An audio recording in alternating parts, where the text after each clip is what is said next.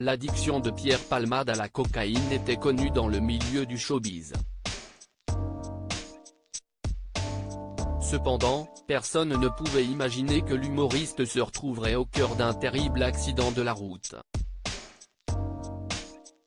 Si est pourtant ce qui s'est passé.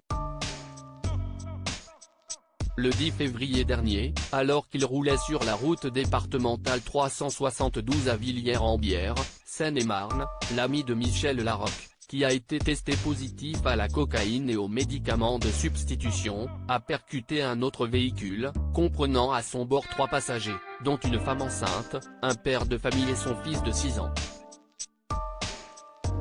Invité de l'heure des pros ce vendredi 17 février, Francis Huster a réagi avec effroi à ce drame, si est pire qu'une tragédie.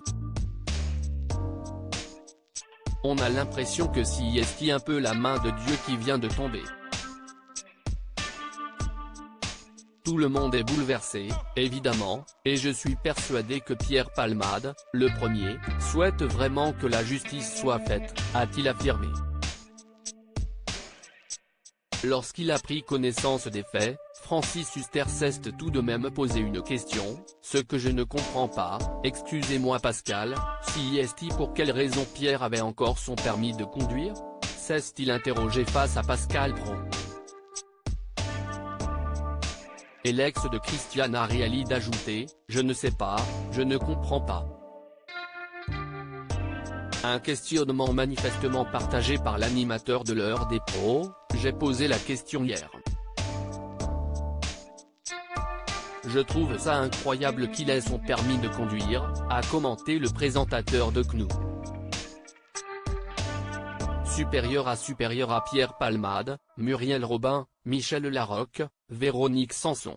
Les femmes de sa vie. Pierre Palmade ne bénéficiera d'aucun traitement de faveur sorti de réanimation. Pierre Palmade a été placé en garde à vue pour être entendu par les enquêteurs.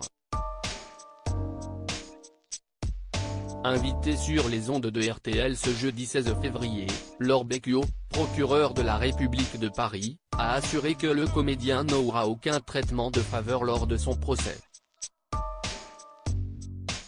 Pour rappel, la jeune femme enceinte, qui était présente à bord de l'autre véhicule, a perdu son bébé. Si l'enfant de 6 ans est sorti du coma, son père est toujours en réanimation.